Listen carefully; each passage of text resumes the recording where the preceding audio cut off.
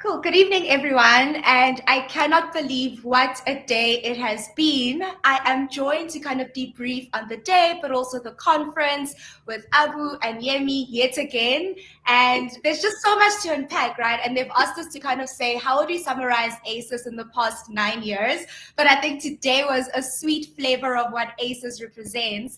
And Abu and Yemi will be helping me just debrief the day and just some key insights that we really took away and just a little bit of a precursor of what's in store for next year. So Abu, it has been an insane day. Started in the morning with the master classes. What are some of the key highlights for you throughout the day? Yeah, it has been phenomenal, Hope. I'm actually visiting our friends and co-hosts, ACES co-hosts, VC for Africa, VC for A, and walked into the office and Ben said we need to do highlights of the 9 years of ACES, and you could almost fill that entire package with today alone. It was just really that good. Opened up with Idris this morning, talking about some of the work at Lofty. And one of the lines that stood out for me was he mentioned to invest is human and to exit is divine. And that exit theme, I think, ran through the whole day. A lot of the investors talking about the exits that they've had. Idris also talked about the non-financial value that you add as an investor, which is something that is always spoken about or thought of, but not really actually spoken about. So that was good to hear, and that was a theme that carried through into the afternoon as well. The conversation we had just before this with Zach and Martha. There was also discussions around the non-financial value that you need to add as both an angel and then a venture capitalist. Following Idris, we had Andrea from Knife, and she talked about her portfolio exits, and that is a book in itself. Just the different exits that they've had and the stories behind each of them, the positioning behind each of them. You don't buy that content. It was really great to hear. And I loved how there was a whole marketing budget dedicated towards just targeting potential strategic buyers. So I think there were just so many different practical insights that Knife Capital was able to share, right, in the way that they support their founders in terms of thinking about realizing that value in the long term as well. Yemi, on your end, what are some of the key highlights? We go a little bit more deeply into sort of the topic around exits and the founder and the investor perspective on that side of the table.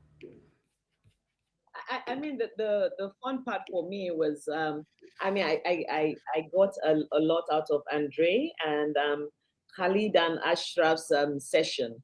Really, when we were talking about the, between age, emotional intelligence, and experience, and that for me was very apt because when I also saw that for average age was 45 years, I'm like, ooh, those kind of things don't come out at you until you see it and all of that.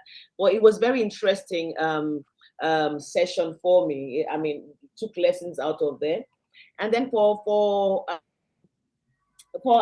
Andre, the experience, it emphasized the role of investors having to play a preparing role for companies to exit.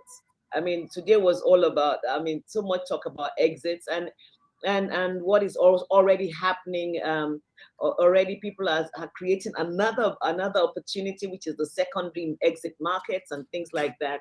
But I believe still, because of where we're at now, people are now, a lot of investors are looking for more exits. And so it's very interesting that now we have to. Oh no, we lost Yemi. But I think, just to kind of echo a point, there has been quite an interesting tension, right? As an ecosystem. Oh, Yemi, are you coming back? I'm here. Okay, cool. No, we just caught the last bit of what you were saying, and then I think you cut out a bit, but please feel free to just complete your thought in that point. No, I was just saying that it's important for us to have exit insights, and prepare our founders to always have that in mind, even when they are just starting their businesses. Yeah, I think quite an interesting tension exists, right? Because on the one side, obviously, investors want to back mission-driven founders. We're in it for the long term, but then the long term, as much as the length of time should be capped by when we can actually realize that return, right? Via exit. So it's always quite an interesting tension, and I think obviously it spurs further questions as to when is the right time to exit. How do you support the startups to exit? When should a founder actually start thinking about this? And I think when we look at Fori, the first Egyptian startup to reach unicorn status, obviously listed on the IPO. It was quite an interesting journey that the founder was able to kind of share on how he navigated that and the importance of shareholder value and alignment. And I think that is the theme across the day as well, that partners are important, alignment and shareholders is important, and just consistently being able to support a startup throughout that consistent need to capitalize towards profitability as well, right? Because you cannot exit without governance and profitability being at the core as well. But we do all this because of the LPs who create that type of pressure. And I know there were a couple of conversations around that LP landscape. Abu, any kind of insights from just that amazing conversation between Igos and the IFC? Yeah, Elon was very open and shared so many insights. It was really getting into the head of an LP and understanding what they look for in a venture capitalist. Yeah, I think that relationship, it is very much a relationship game, and this is true for whether it's angel investing, whether it's founders, and I'm very glad to hear that that thread continues all the way through to LPs as well. So it's all about maintaining conversations, maintaining reporting. That feedback loop is hugely important for an LP, and for any first time venture capitalist. That was a session you've got to watch, and if you missed it, it is available on recording as well. Cool. Thank you, Abu. I don't know if we've lost Yemi again, but just in summary, as we close off, one highlight from the day. I don't even know if one is possible, but just if you could squeeze just something that really stood out about the magic that was happening throughout the day. Yeah, for me, I think as an angel investor who's recently made a transition to the investment space and managing a fund, the story behind Martha and Zach's transition was quite relevant, and I could relate to. They'd followed a similar journey, and just hearing those thoughts and the differences the nuances that they had identified was quite apt. So that for me was definitely a highlight. And just, there are too many to pick from, but it has been a really great day. Kudos to the team at VC4A, ABAN, and all the organizers behind this particular event. Cool. Yemi, for you, any highlights from the day? Okay, I think we might be having some connection issues with Yemi. I think for me, one thing that stood out was just the data point from Maxime, right? In terms of in 2012, we're sitting at 120 million in funding and about 30 deals. Now in 2022, we've crossed the 4 billion mark and we're currently at over 200 deals. And I think it's just a good moment to reflect as a continent in terms of how far we've come, in terms of growing the venture industry. This was the 9th edition of that Africa Early Stage Investment Summit. Next year will be the 10th year anniversary, and we're super excited, looking forward to it. As an ecosystem. So I hope you guys are looking forward to it as well. I see Yemi, you're back on the line.